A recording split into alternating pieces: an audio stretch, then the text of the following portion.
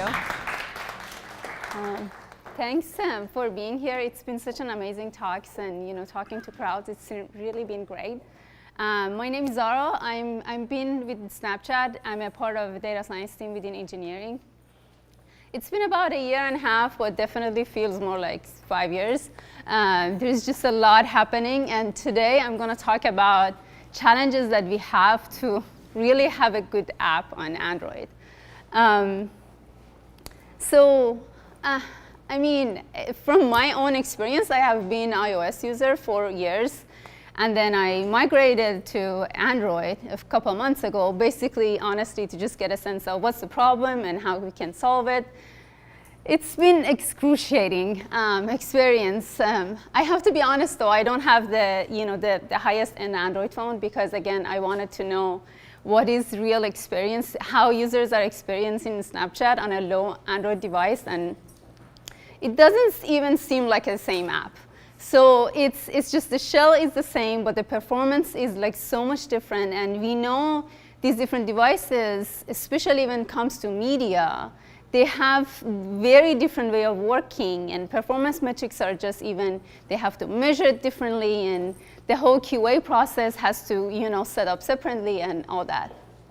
So first of all, why don't we focus on iOS? Basically, it's not because it's not important. It's just Android doesn't get as much love as iOS. And one reason might be because, in general, iOS users have higher lifetime value, but that's not it. Usually having a good app on Android is way, way, way harder than iOS.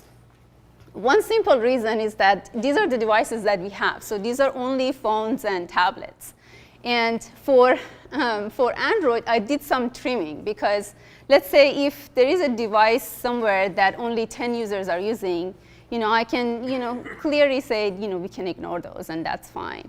Even when I do those trimming, we have more than 15K devices. So this is introducing really a complicated process that says I don't even know what phones I need to get to do a decent QA. When for iPhone, it's not just only the number of devices, but also generations and high-end devices are more clear because everything is done by Apple, and we know that the ones that are released 1 year later definitely are in the next generation. Okay, so there are so many problems. This creates like such a large problem, but I'm just going to focus today on 2 basic problems. First is for quality control, how do we know what phones to order? If you want to know now that engineers are spending so much time on developing Android app, how do we measure and see if this new launch is actually working properly on Android?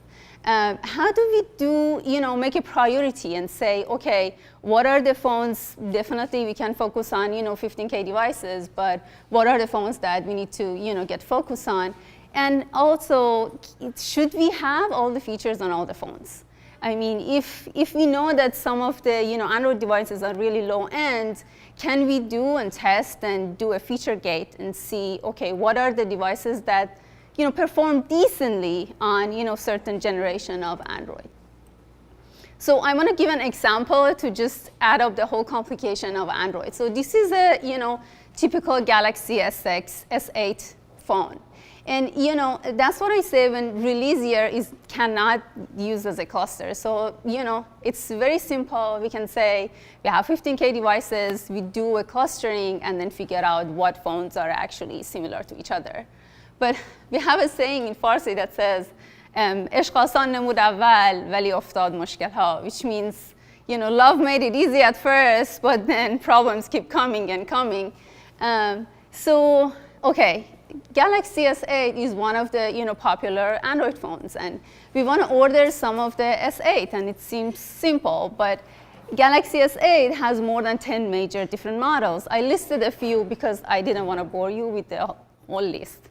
But let's say SM950 has its own variation. So 950, the other 3 minor versions that I put there, these are all 950 generation in SX, S8.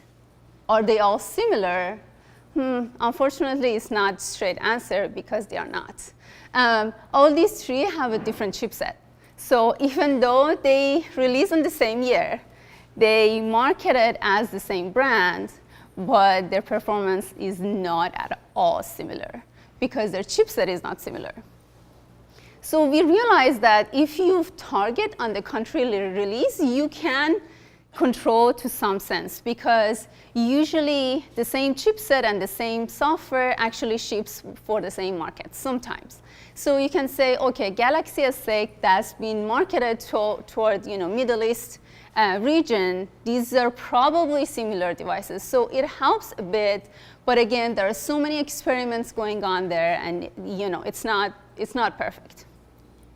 So for the first round of the clustering, what we did was, okay, let's just take a deep breath and then look at the performance metrics that we have and try to get a sense of, okay, let's do, each data point is a device model. And we, collect all these, performance metrics for the app and see which one actually acted in terms of performance metrics similarly to each other. So one complication there is that you need to separate network-related metrics to the others. So let's say if I'm, pulling, Snapchat to refresh my stories, that's really not, very much related to performance. It's a matter of what network I have.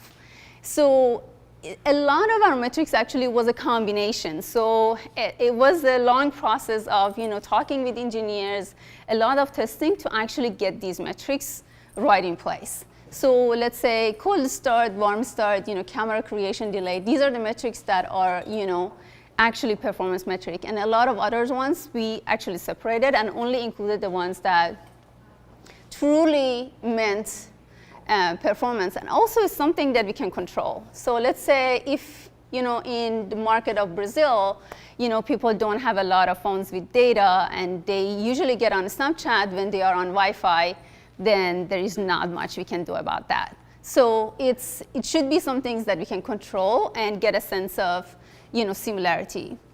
Also, always remember that for performance metrics, don't use average.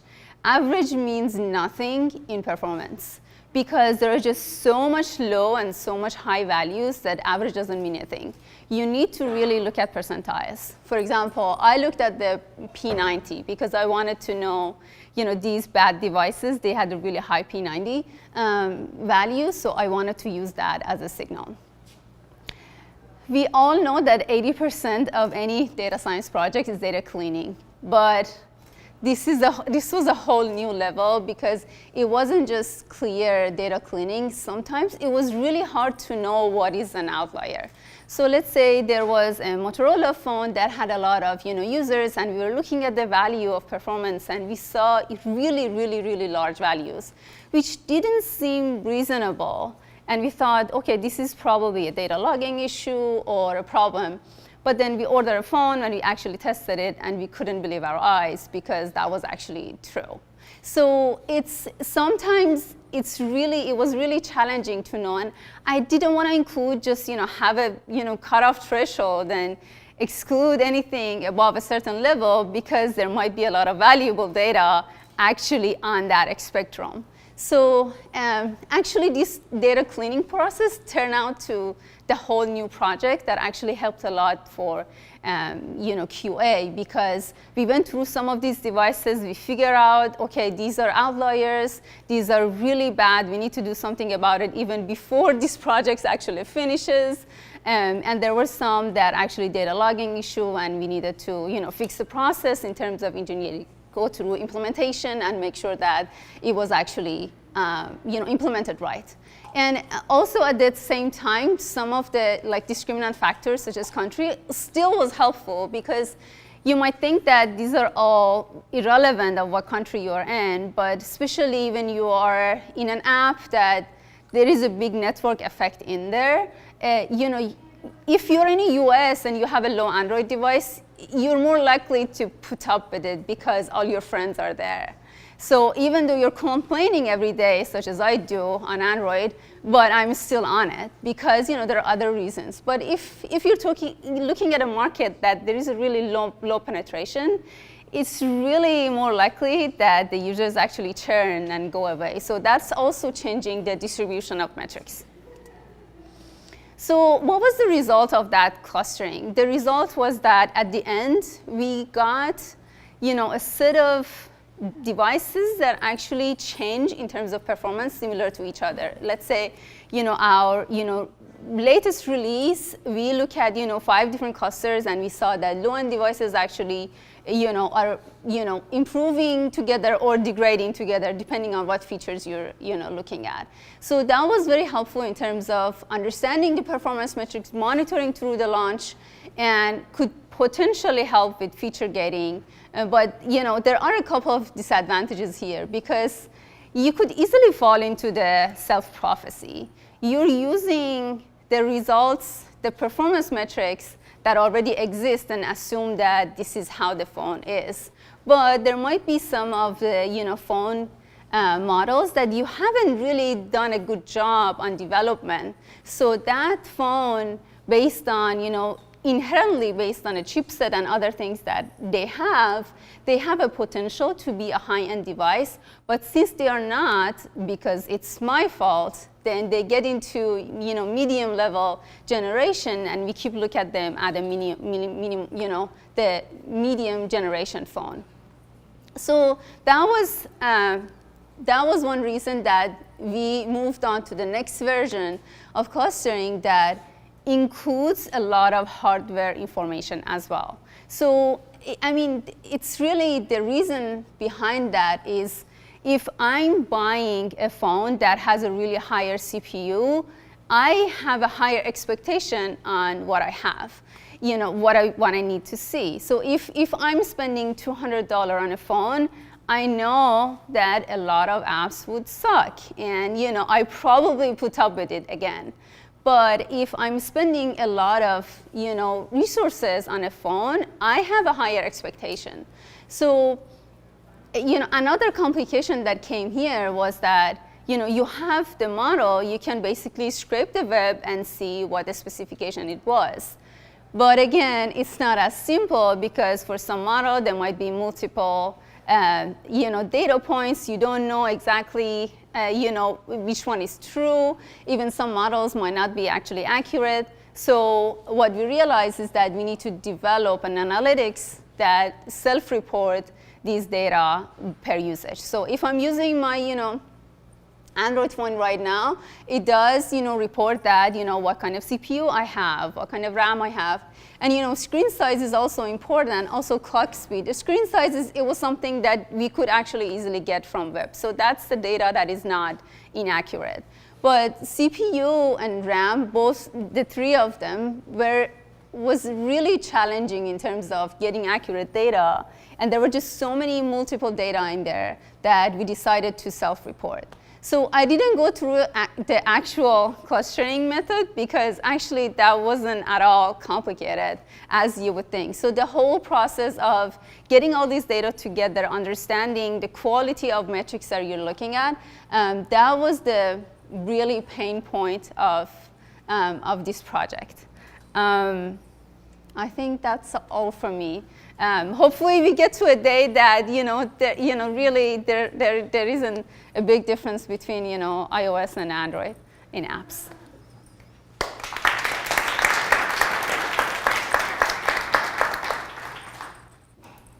Questions?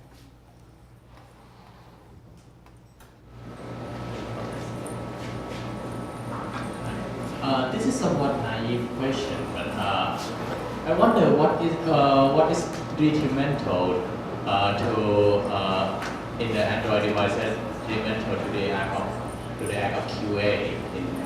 What factor is affect performance the most in your opinion and in your finding?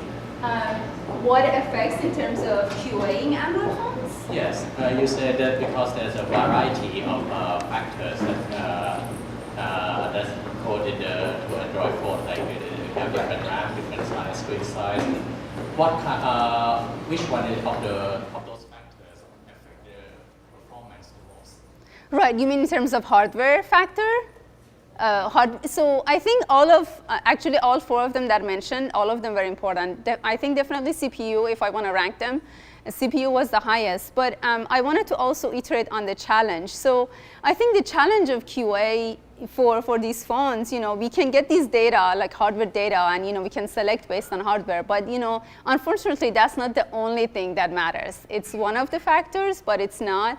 And because it's impossible to order 15K phones, because then who's gonna test? And we can't even, even automatic testing would be extensive.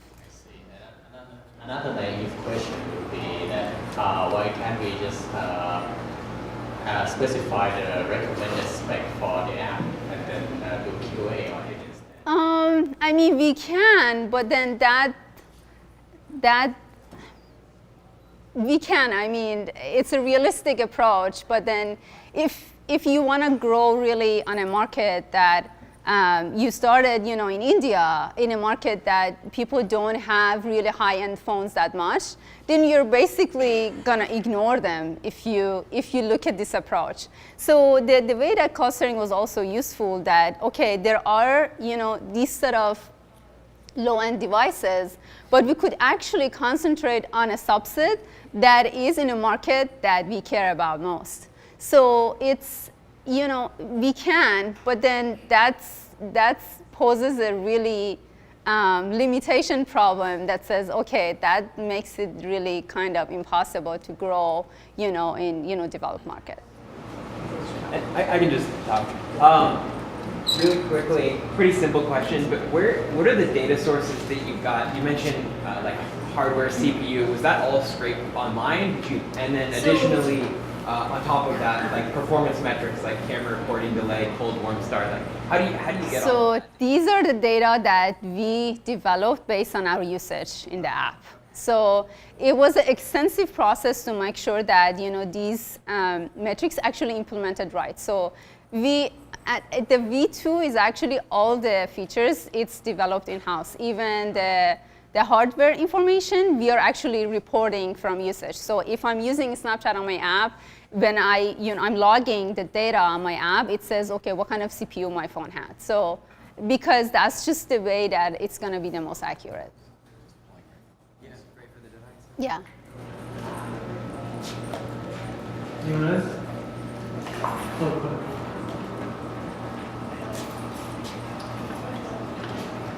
This is a little bit out there, but given the research you've been doing, what is your vision or thoughts about the Internet of Things and how devices will be talking back to a cloud and back to manufacturers, and how will the data change?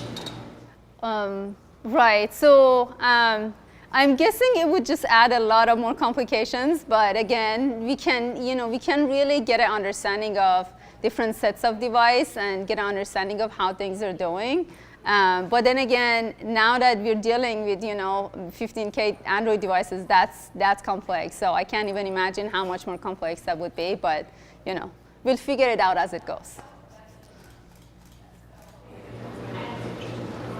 Your presentation was very specific to Android. I was just curious, at Snapchat, are there different teams for Mac phones? Is the model different for Mac? Can you talk about that dynamic? It is different. So for each feature, we have a separate team in engineering, and then within that feature team, we have teams for Android and teams for iOS. Although it could be different depending on what feature. Let's say we have stories, we have chats, we have snaps. Each one of these features have its own team, and usually it's divided. We have some Android developers that are focusing on Android, and then we have some iOS developers that focus on iOS.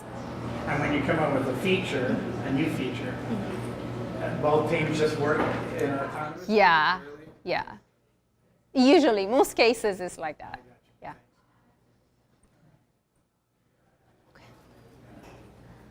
Thank you.